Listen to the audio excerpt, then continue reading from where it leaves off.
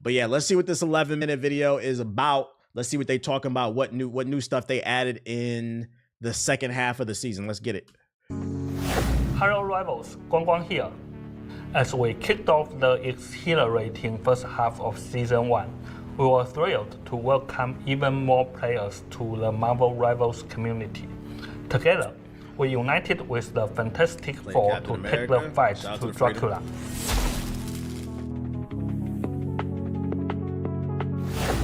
In the second half of Season 1, the remaining two family members will be joining the fray, the Thing and the Human Torch. First up, we've got the Thing. He's a powerhouse vanguard, always ready for action. Whether you need a strong defensive wall or a fierce frontline fighter, he's your go-to guy. And then there's the Human Torch. He's a blazing duelist who's here to light up the skies and scorch his enemies with his fiery style. He jumps through the air like a comet and brings the heat when you need a true aerial ace. His presence will certainly ignite the battlefield. But that's not all. Prepare to explore the sinister depths of the Empire of Eternal Night in our new map, Central Park. Fun fact, this new map takes place in Central Park in New York. And he's saying it's the Eternal Night, meaning there's going to be like zombies everywhere. You have to understand, this is not based off the comic book version of Central Park in New York. This is based off the real version. Because if you've ever been to New York and Central Park, it actually is full of zombies. Maybe not the kind of Marvel. If you know, you know. So this is pretty lore accurate. Venture into this haunted terrain, now dominated by Dracula's vampire legions.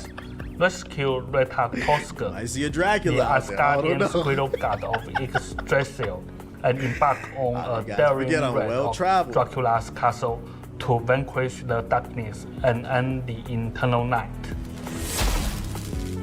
Competitive mode adjustments. Since Season 1 launched, we've seen an incredible surge of excitement for competitive play. As we head into the second half of the season, we are rolling out some exciting updates and balanced adjustments that are sure to shake things up. To that end, we have decided to implement certain adjustments to the competitive mode. The first half of Season 1 will conclude on February 21st, 2025 at 8 AM UTC +0. At that time, rewards will be issued, including the Gold rank costume, Crest of Honors for those in Grandmaster and above, and the Crest of Honor for all my Sue Hillbots. Don't get too excited about this new skin. Y'all niggas still gonna be playing DPS on Sue and throwing your ult out at the wrong time. It's not gonna change your game sense. But you know, congrats if you got it. I guess. Top a lot of 500. who play Sue. When the second half of Season 1 kicks off, players will return their ranks and scores from the end of the first half. To qualify for new rewards, simply complete 10 matches in competitive mode and meet the necessary conditions by the end of the second half. These rewards will include an all-new Gold rank costume and a variety of Crests of Honor, featuring distinct designs for Grandmaster, Celestial, Eternity, and One Above All. I gotta get the banner.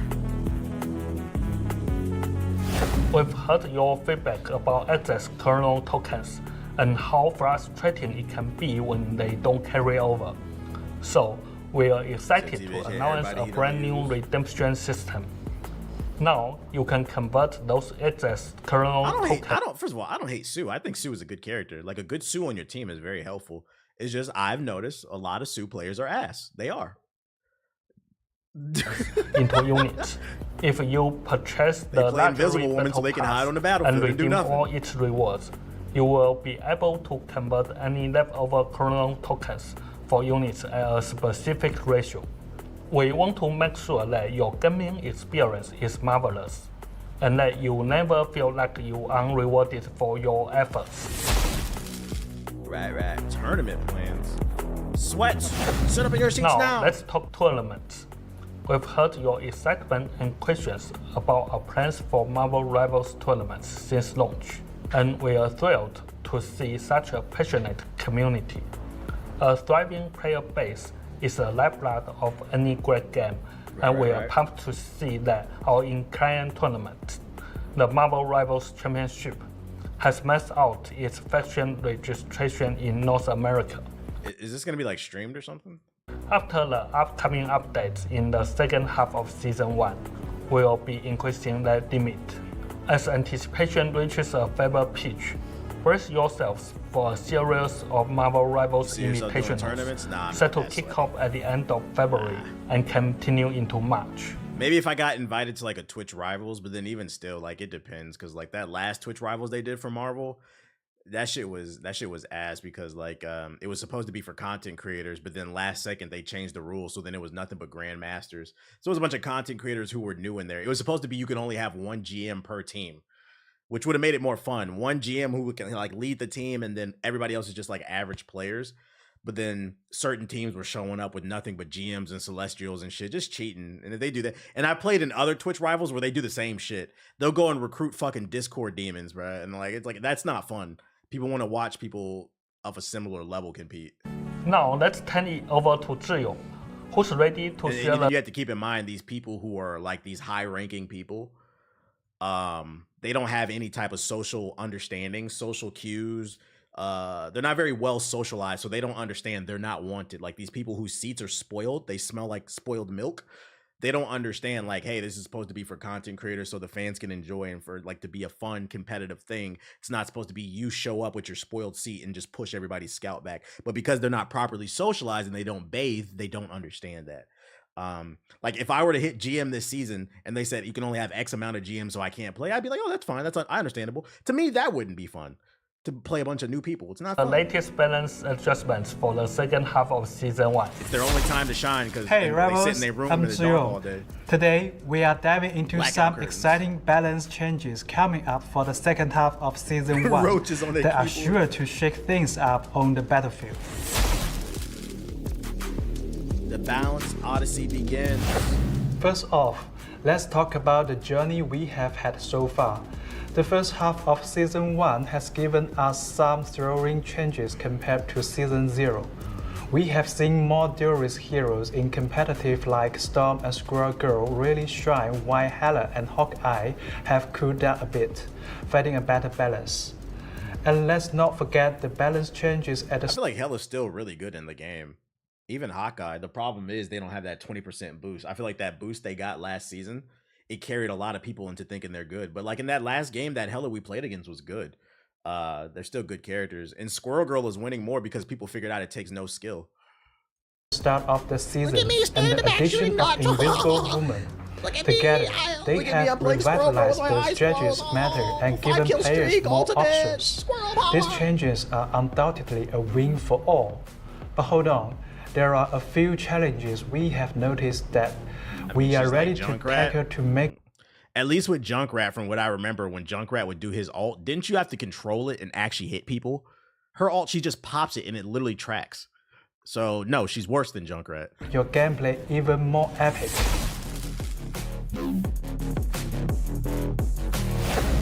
The triple strategies lineup has been Nobody gaining cares ground, you're a Lord Squirrel especially Girl. among Close the your upper eyes, you can be ranks. one too. For us, it's been great to see so many different team compositions out there, proving that victory isn't just about the classic 2-2-2 lineup. But here's the catch. The quick ultimate recharge for strategies like Cloak and Dagger and our mischievous friend Loki has led to some oppressive moments. A triple strategy setup often means at least one ultimate counters a Vanguard or Duelist's ultimate, which may slow down the game's pace. We want every match to feel exhilarating, not draw out. That's why in our upcoming changes, Healers are going we to will hell. be bumping up the energy costs for those frequent ultimates. Translation, healers are going to hell.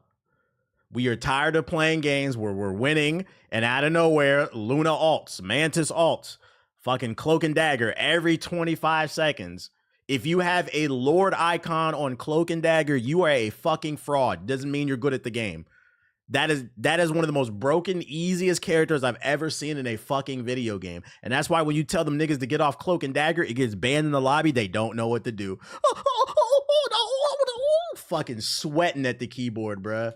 We will Y'all also suck. be giving some targeted nerfs to certain strategies ultimates. Yeah. Let me get a fraud watch for Cloak and Dagger mains. Oh, look at me. I'm a Lord Cloak and Dagger. They give that shit out like Oprah used to give out cards. You get a car, you get a car, you get a car. Or shall I say, you're a fraud, you're a fraud, you're a fraud. The Lord Cloak of and no Dagger, aim. I'm looking at you. While reducing the ultimate energy costs of some of our vanguards and theorists, like Venom and Magic, making it easier for them to unleash their powers. Y'all saw what I was doing with Venom earlier too. He getting a buff. I'm about to be a demon with him. Don't worry though, we are not trying to completely shatter that 3 strategies playstyle. We are just looking to bring in more options for farm counterplays. Can't play nobody with TVH, damn. Nah, listen. If you like playing Cloak and Dagger, bullshit aside, if you like playing those easy characters like Squirrel Girl, Cloak and Dagger, Wanda, it's okay. You can play them. I just don't understand the ego behind holding left click to win. I don't understand the ego. Like, you're not good at the game, bro. You're not. Amp up the excitement.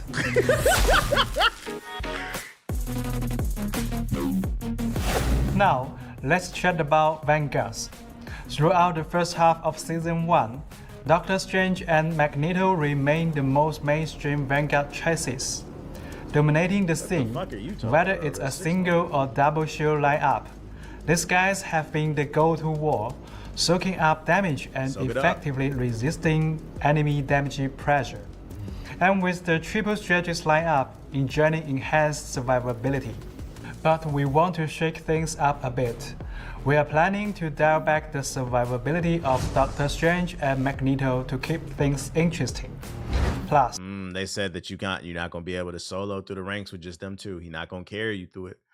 we will be boosting some of our movement tabs Vanguards, and we are super excited to introduce our newest hero, the Thing. Get ready for a fresh take on battle dynamics. Are they going to show the trailers in here? If not, I have them saved, I believe. We have been closely analyzing pick and win rates across all tiers, using battle data and battle rates for our top tier heroes. With all this information in hand, we are making some targeted adjustments to certain characters. For example, Storm is getting a moderate trick to help her find that perfect balance again. Also, Moon Knight's ultimate is also getting a moderate trick to help him feel more balanced. Oh, now you niggas gotta aim. Oh no, Moon Knight mains. Oh my God, this is fucking 9/11 for Moon Knight mains. You niggas gotta aim. Oh my God, they're in shambles. Now, let's talk about the balanced schedule. We know it's been a bit longer than we wanted, and that's made it tough to tackle some big issues this season. So here's our plan. We are sticking to our overall balance adjustments schedule and rolling them out with our big updates for the first and second halves of each season. But going forward, we will also be keeping an extra close eye on the game environment throughout each half season.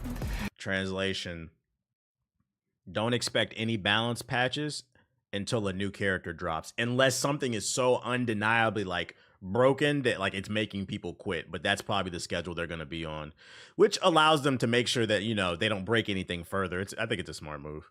If we spot any urgent issues, we will swoop in with one quick, smaller adjustment to keep everything running smoothly.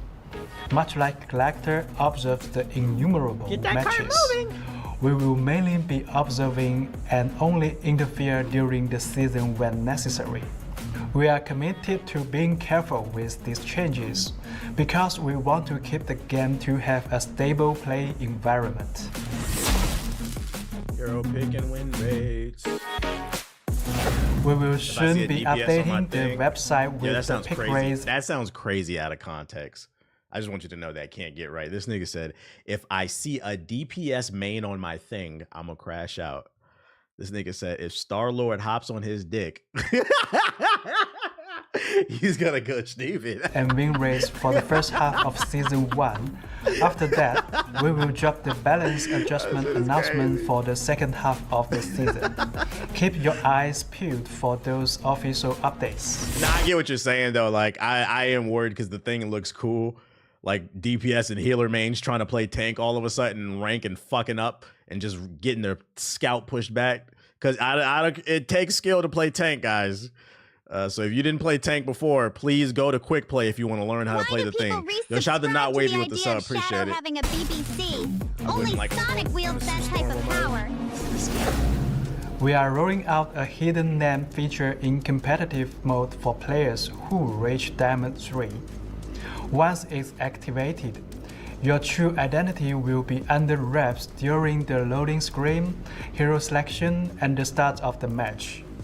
Other players won't be able to see your name right away, and after a short period in the battle, your real name will pop back up. I'm turning that on. Thank you for your unwavering support, rivals. We can't wait to see you harness the power of the complete Fantastic Four and stand against the dark forces of Dracula.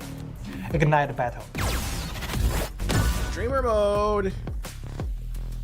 W update, W update, W update.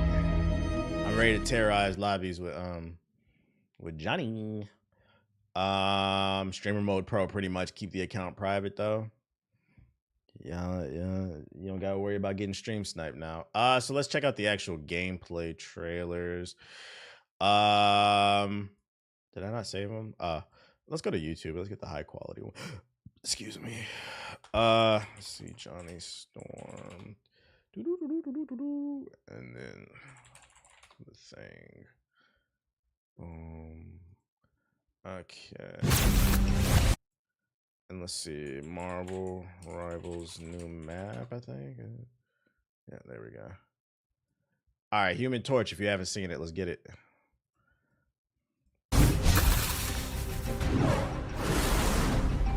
Human Torch in the house, yo!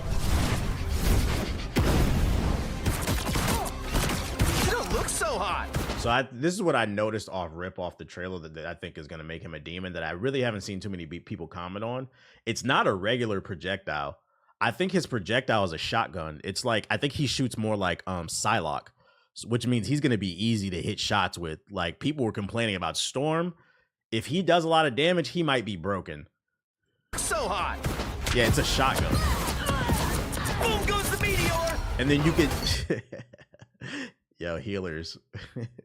Y'all better, all you healers with egos, you better start communicating, because this nigga's gonna be diving you.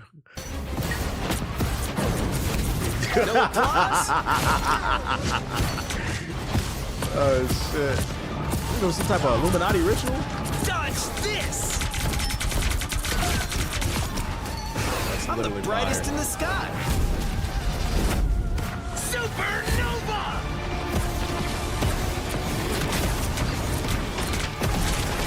Honestly, his ult doesn't look that good. It's pretty slow. It's kind of hard to gauge how much damage. I wish they would have shown it twice. I wish in this trailer they would have shown the ult hit people and then do the actual team up. Because his ult doesn't seem that good. It looks like it's mainly good for controlling space and basically making people who got shaky hands nervous. But if you know the know, it doesn't seem like it's that good. It seems like it's only good when Storm actually dives into it. And realistically, how often is that going to happen in a ranked match? Because most likely either one or the other is going to be banned, if not both. So this is probably the only time you're ever going to see this shit is in the trailer. Firestorm! Flame on! But he looks cool. He looks like a character that's going to reward people for being hyper aggressive, but I'm going to go ahead and, or yeah, quick play. Quick play is probably the only way you're going to see that shit. I'm going to go ahead and make a prediction. Johnny Storm mains are going to be like Spider-Man mains. They're going to be either the best person or the worst person in the lobby. And there's a 99% chance they're going to be the worst. And the reason being is it seems like this character is going to reward you for playing hyper aggressive, but like a controlled aggressive. You got to know when to leave the backside, and most people don't know how to do that. So I feel like this character is going to attract a lot of people who play Iron Fist, and you know most Iron Fist players are glue eaters. It's going to attract people like that. But like when you get a good one in your lobby, I feel like he's gonna be a demon. I'm trying to be one of those demons. Yeah, you're gonna see a lot of yo. Can you get off Johnny? Like, just can you please get off Johnny? Iron Fist got a buff. That doesn't mean anything. Iron Fist can get all the buffs that you want. It doesn't change the fact that the problem with Iron Fist is he's not a bad player, a character. There are people in the top 500 who main Iron Fist. The problem with the average Iron Fist character is they lack game sense. They get so enamored and so intoxicated with being able to dive the back line so quickly. They get hyper focused and they get tunnel vision just trying to kill one of the healers. But once somebody peels and helps the healer, they get clapped. I'm not gonna lie. If I see an Iron Fist on the other team, about an 80 to 90% chance we're about to win. He said, laugh my ass off. I had a 1-8 Spider-Man tell me I was bad at the game today. Someone in the comments was like, you 0-15 flame off, bro. Iron Fist is basically Wolverine and does projectile health. So like, we'll see. That's my prediction on him. Let's check out the thing. Benjamin J. Grimm, reporting for duty.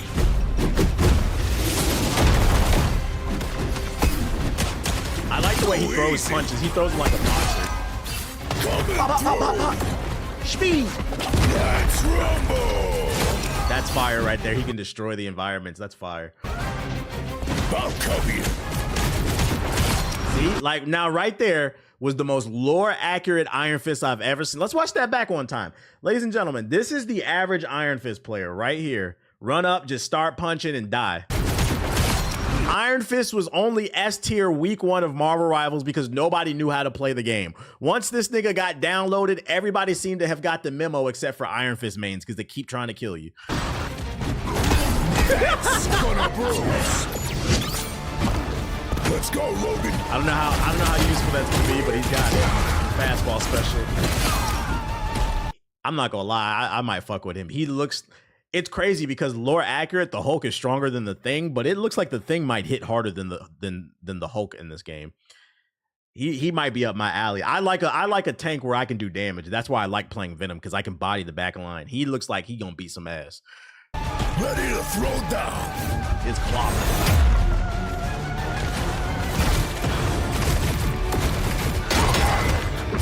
Get him the fuck out of here.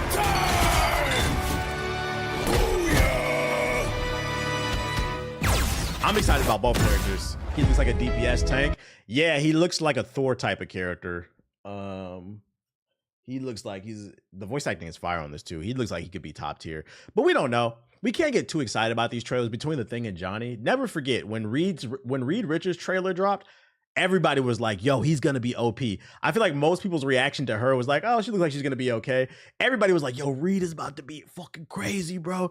The game came out, everybody agreed this nigga's trash, and she's really a more top tier character. So it's like these trailers are designed to sell us on the mechanics, but in a team fight, we really don't know until we get out there. That's why I said take this shit into quick play so you can get a read on what's actually going on. They all have the Fantastic Four team up.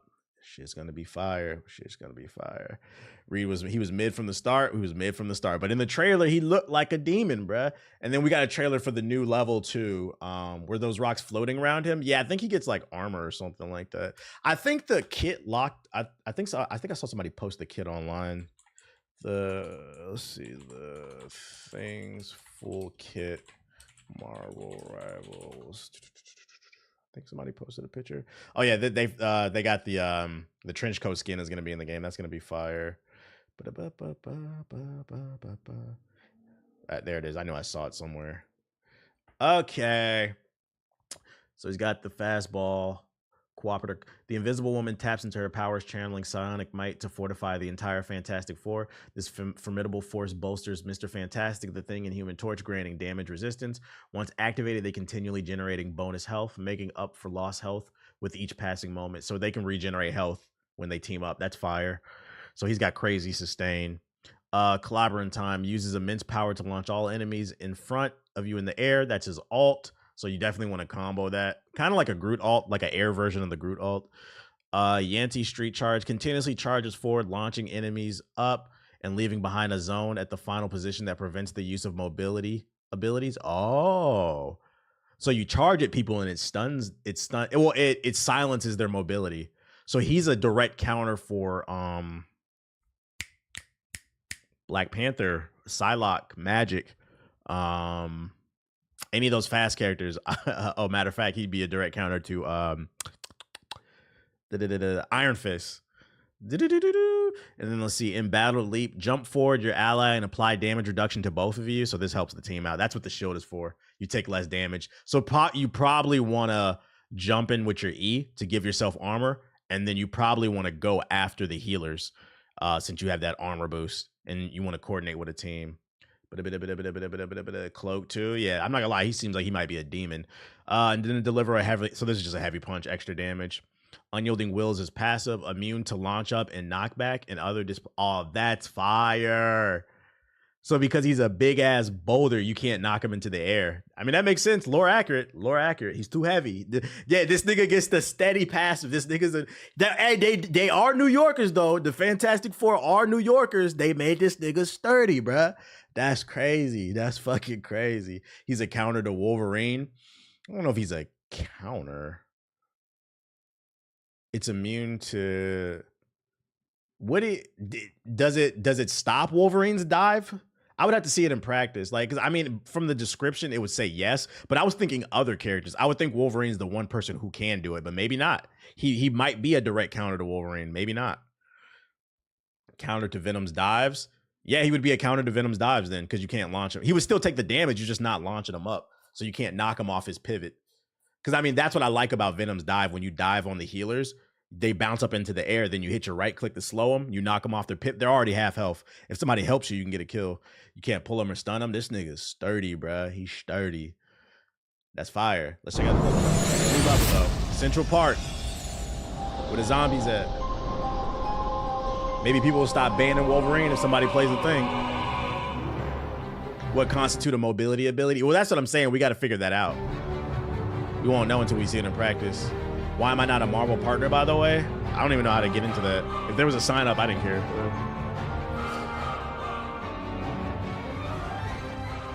Listen, guys, when Monster Hunter comes out, we're going to be playing other stuff.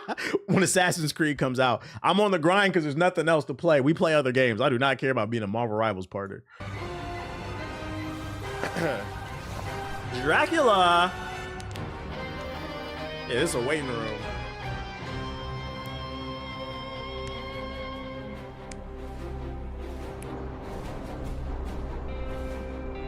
Accurate depiction is accurate, man.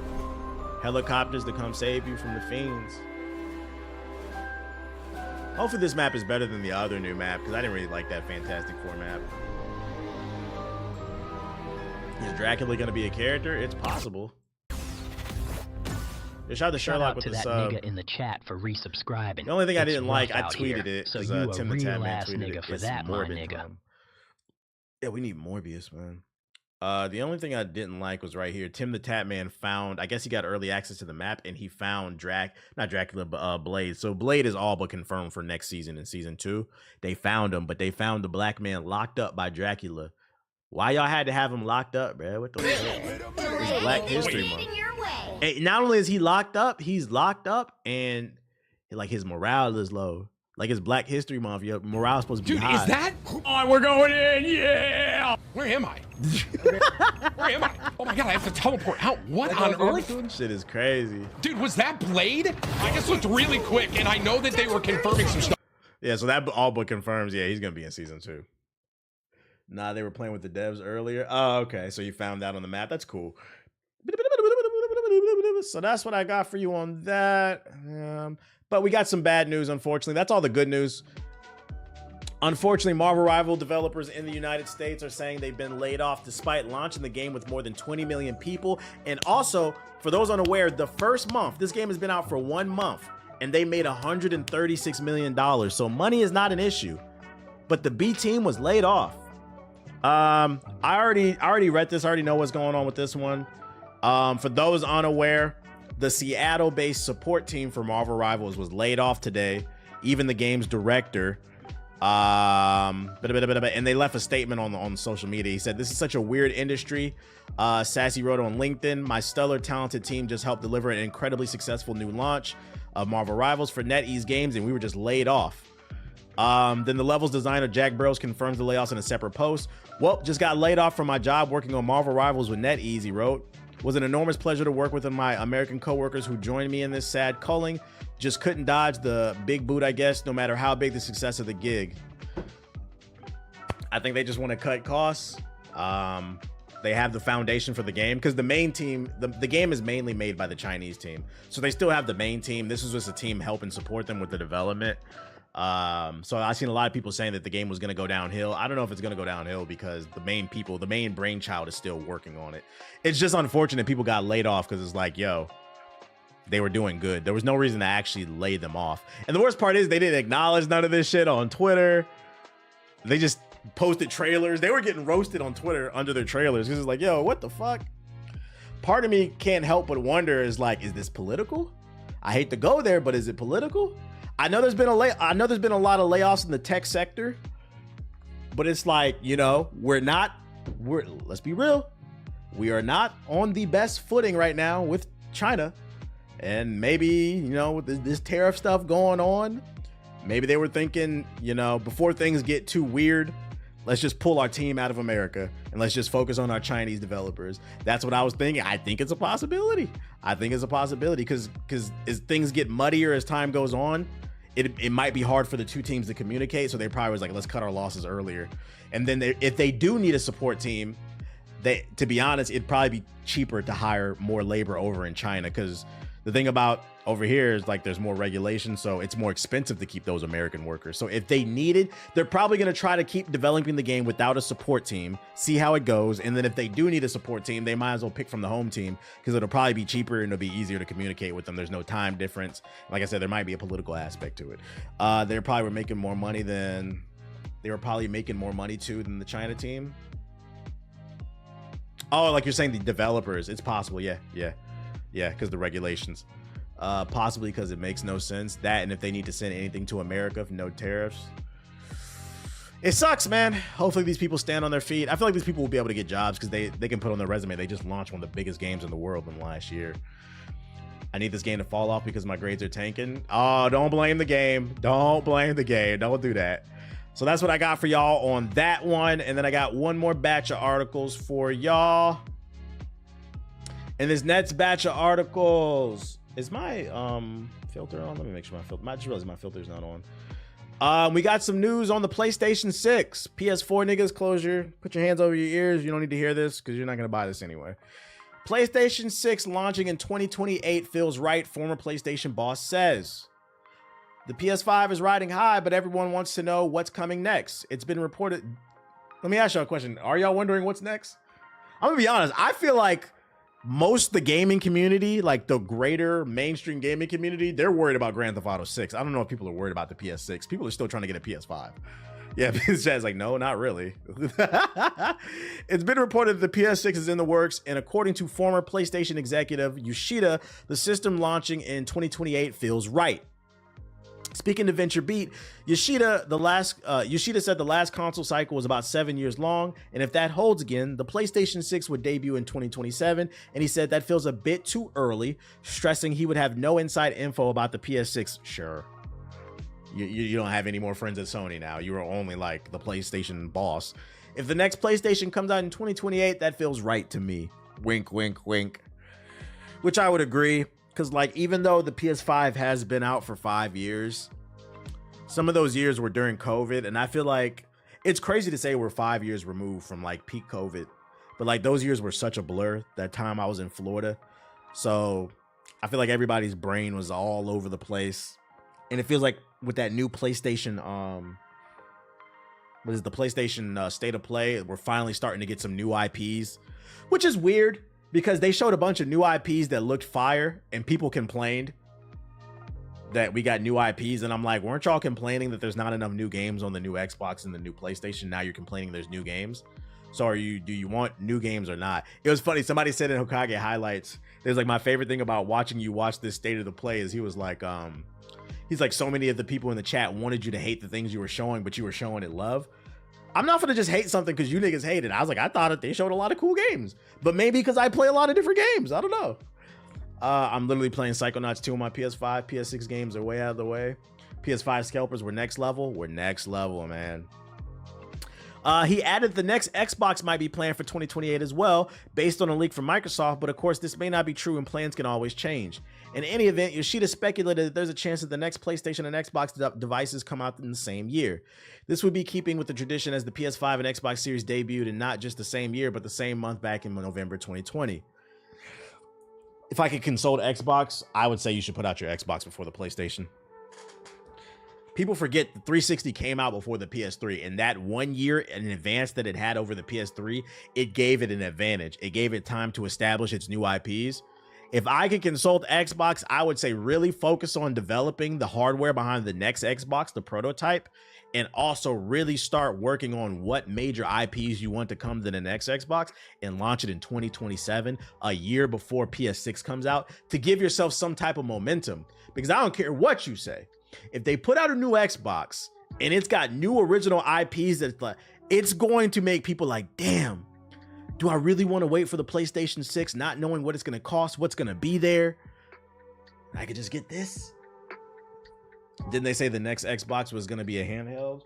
It wasn't confirmed, but most likely it has been confirmed that the Microsoft Surface team is working on the new Xbox. So people think it's going to be a handheld. And I think Phil Spencer said something along, I'm paraphrasing, so don't quote me, something along the lines of like, they're definitely interested in that. Can they really offer that if they're only putting it on Game Pass? It depends on what their business model looks. We don't know. You got to keep in mind, 2027, 2028, 2-3 years away, the business, a lot can change in a year. Matter of fact, we're only in February. At least here in the United States, look how much has changed in only a month.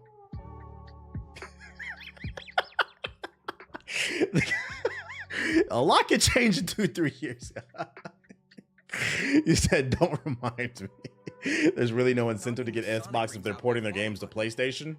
Well, if they were exclusive, if they dropped an absolute banger that was exclusive to Xbox in the Game Pass and you weren't able to get it on PlayStation for another year or two, that might tempt some people. I think you're underestimating the hardcore gamer crowd. I feel like hardcore gamers are not console warriors. They don't participate in console wars. Hardcore gamers usually have 2 platforms or more. They just like playing games. The people who seriously participate in console wars are broke boys, usually. They're just loyal to PlayStation and Xbox, and they just have like some skewed perception of reality. But me personally, I always look at like who's bringing the best product to the table. But I think people forget one of the main reasons why the 360 was so great or had such a foothold in people's homes is it came out a year before the PS3. And then the PS3 came out and they fucked up with the price because it was $600 at launch. And for those unaware, $600 with inflation in today's money was $900. So it was damn near, it was really $1,000. If you wanted another controller plus a game, add in tax, she was out of control. So anything can happen in 2-3 years. Anything can happen. I mean, look at Zion Williamson, right? Zion Williamson is supposed to be the next LeBron James. This is the most hyped up prospect since LeBron James. His big ass can't stay on the court. Big Gumbo is at Hardee's. He's at Mickey D's ordering a number 4 with an extra large slushie and an extra large fucking shake and 3-4 cookies. He was supposed to be the face of the league. Now he's the face of the bench. Look at Joel Embiid. They told us to trust the process. We processed it. And now he's just processing on the bench. Yeah, he too busy. Zion Williams is somewhere in Louisiana right now, cracking crawfish open, sucking the fish out the goddamn tail and shit. Oh, they don't play me next week. Thank God for this $200 million, man. I can get all the crawfish, man. All you can eat. All you can eat, bro. If Sega drops a new console, they're going to take over. I don't think Sega's financials are strong enough to do that. That's why they got out of there. Zion doing that, and then he going to be in an adult film stars. Yeah, he going to invite a porn star over. Come over. Let me rub crawfish and butter all over your body, baby. Hi. You like crawfish and butter? What else did he say? Yoshida went on to say the PS5 generation was slow during the manufacturing pertaining to COVID. Yep, yeah, we know that. It just yapping at this point. So that's news we got on the PlayStation 6. Just a quick little minor update. Sega still has financials. Yes. Sega doesn't just own Sonic, guys. Sega owns the Yakuza series. They own all the Atlas games like Persona, Metaphor, ReFantazio. Sega has bangers under there. Don't do that, guys. Just because you niggas don't play games doesn't mean they're not. But are their financials strong enough to launch a console? I don't know. Also, would they want to go back? Because, I mean, they got out of the business for a reason. I forgot they own Metaphor. Yeah, they own Atlas, which means they also own Guilty Gear, too. They got a bunch of bangers under their umbrella. Speaking of Yakuza, the reviews came out today for Yakuza Like a Pirate Hawaii. We got some 5 out of 5, some 9, some 8.5, 7s, 4. It's exactly what I thought it would be. The current Metacritic 79, basically an 80. It's a solid game, people are saying. So if you're looking for a fun single player game to play, check it out. I actually played the demo on I streamed this weekend. I played the demo and I uploaded my thoughts of some gameplay and my thoughts of it right here on Hokage Highlights. So if you want to check out the game, it's really fun, fast-paced action and shit. Console's dying anyway, in my opinion. Is it? I don't know. The PS5 is selling well. I don't know about that. Also, the Steam Deck is selling like a motherfucker. Does the Steam Deck not count as a console? It's like a handheld console, is it?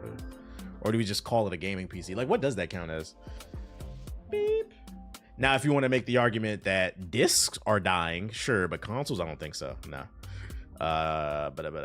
It's like a hybrid, something like that. You got the Switch 2 coming out. Consoles ain't going nowhere.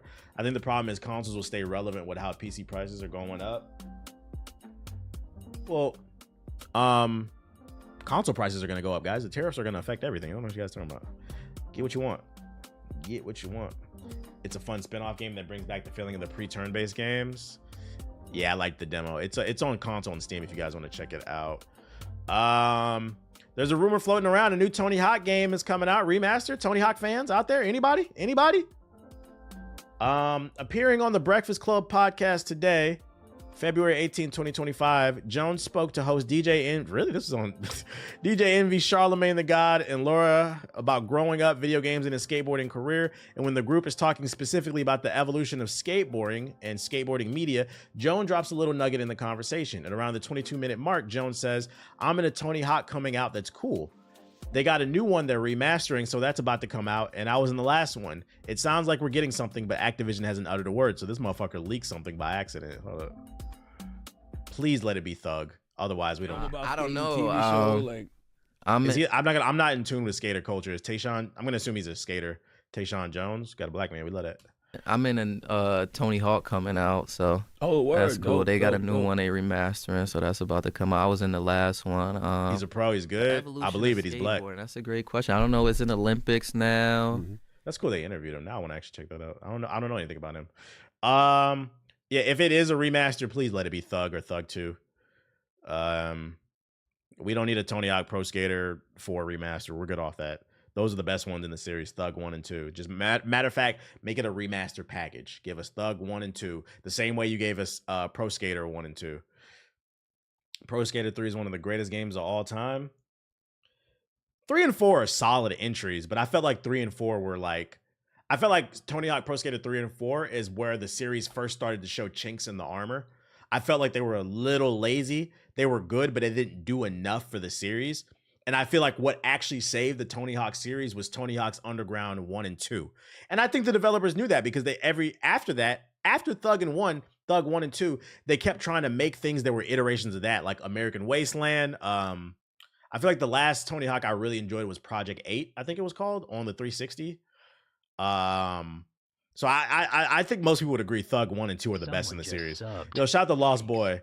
But I feel like if they would have kept going the way of Tony Hawk Pro Skater 3 and 4, the series would have fell off much sooner. Yeah, I watched the entire interview. The dude's cool. Yeah, he seems chill. Yeah, you heard it there. And then according to a senior level designer on his LinkedIn profile, Gears of War E-Day has been in active development for 5 years and 2 months. So since 2020. So the reason I'm even bringing this up is if this, well, it is true because it's on his LinkedIn. Y'all some fucking spies.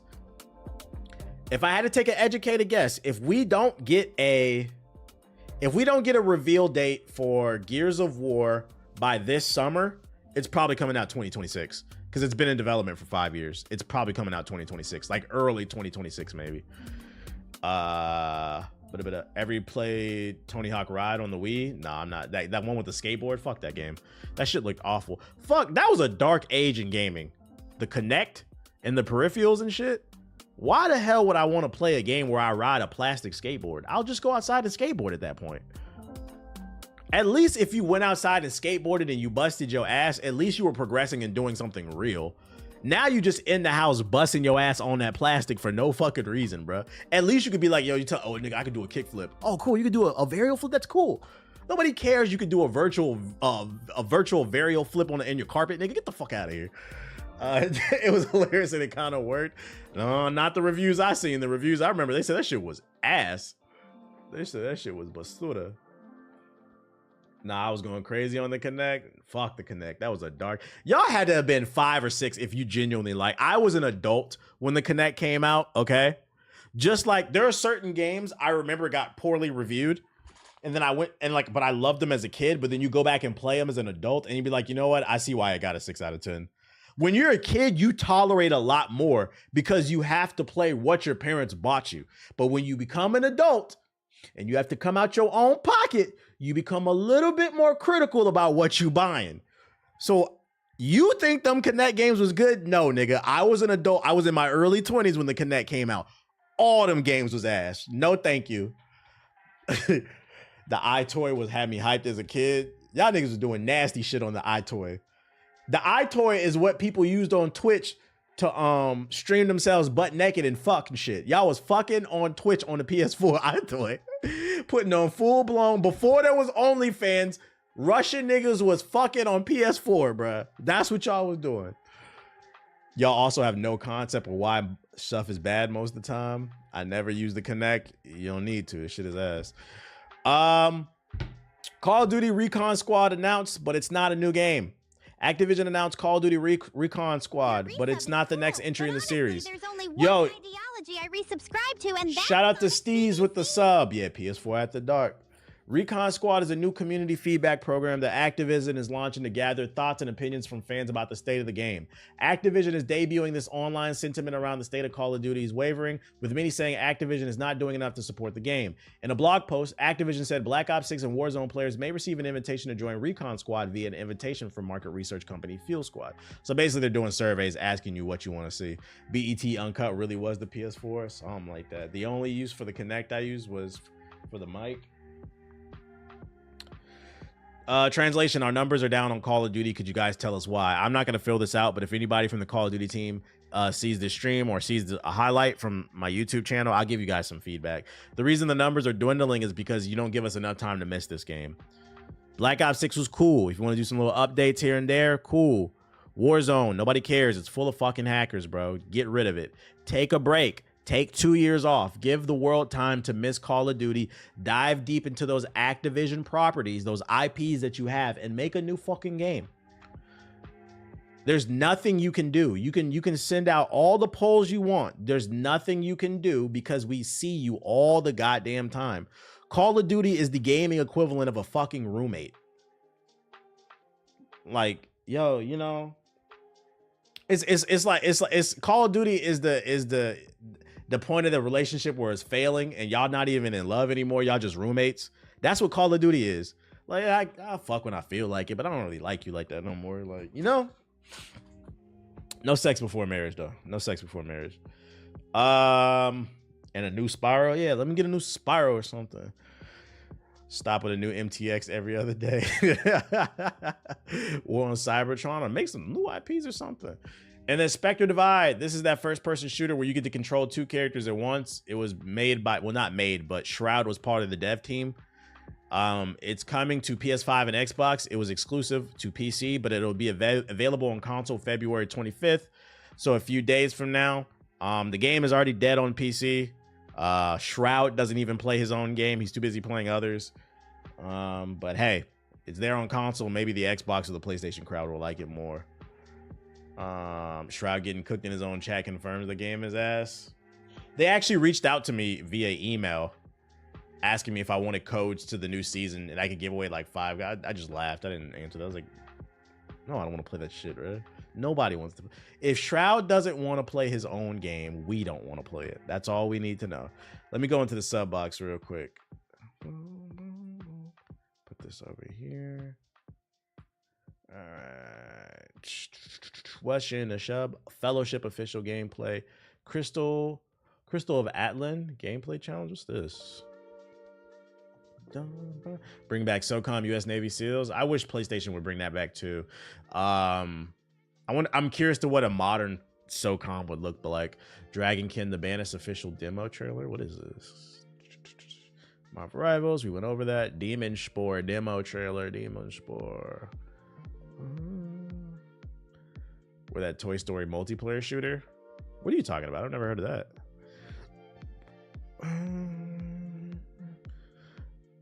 Rainbreaker. Boom, boom, boom, boom. SOCOM was such a classic. It was. You gonna check out Avowed? Probably not. Monster Hunter coming out. I just hate I had to do it to but I still did it. You know what the game needs? A remaster. Spec Ops: The Line. I don't think it'll happen because they have licensing issues. It actually got delisted off Steam because of licensing. I think it was like something in the music. They didn't have the license to it anymore. This is all from yesterday. Zipper Interactive apparently was making H-Hour, which... Well, no. That wasn't Zipper Interactive. It was the former head of Zipper Interactive. They were making a spiritual successor called H-Hour that was supposed to be the new SOCOM. And I know about it. You know why? Because I invested in that game. I was one of the people. I was one of the dumbasses that donated money to their Kickstarter for H-Hour, and I actually got to play the beta. Well, not the beta, but it was like an alpha. It was like a multiplayer alpha they had for all the people who invested in the game. That shit was absolutely basura. I played that shit for about an hour. I said, yeah, this ain't it. It was basura. And then the owners of H-Hour, they got caught up in some type of scandal. They were like funneling money. They were misusing, they were mismanaging the money or something like that. And so the game never got properly developed. It was ass. Nah, it was between that and then, what's that game Ethos tricked me into playing? Star Citizen. Between Star Citizen and H-Hour, I said, I will never kickstart another video game again. If your game looks great and it gets finished, I'll try it out. But you will never get money from again. Fuck that. Because you don't get royalties off of Kickstarter. You can kiss my ass. Go fund your own game. I'm broke. Look, I didn't even hit the sub goal. You want me to fund your game? What the fuck are we talking about? Let's see what Fellowship is. I got scammed twice. I said, you ain't getting me a third time, nigga. What happened to Star Citizen? I don't know. What happened? I'm Hamish Bode, Community Director for Fellowship. On behalf of the team here at Chief Ripple, we couldn't... I said, there's a rule in life. Fool me once. Wait, how did it go? What George Bush say? Shame on me? Like, I don't know why I thought the George Bush shit. I don't know, shame on me. Like, what did you fucking look, bro? Oh, shit. GTA 6 will reportedly give DJ Khaled his own radio station. I won't be listening to Rated that. T. Oh, shit. Shame on me. You can't get food again. Let's give you an overview. Shout out to Day to Dave with the big raid, and shout out to Night Owl with the gifted subs. Appreciate it. Raid because I know y'all live with roaches. Shout out to Day to Dave. I hate poverty, so I love to see when someone donates a sub to someone in the chat. Shout out to the new Section 8 subscriber. I feel bad for y'all that wasn't old enough to be like conscious when George Bush was president. That nigga was funny. Besides the whole 9/11 stuff, George Bush was a funny ass president, bro. that nigga was the original meme. Yeah, that was a crazy era. Yeah, I'll never forget the shoe. That shit was funny. What did you do to make that nigga so mad? What is this bootleg World of Warcraft? Gameplay. Fellowship is the game for you. Yeah, it's not for me. I'm not playing World of Warcraft Junior. Yeah, watch this drive. Oh my god. Crystal of Atlan, the Hex Challenge.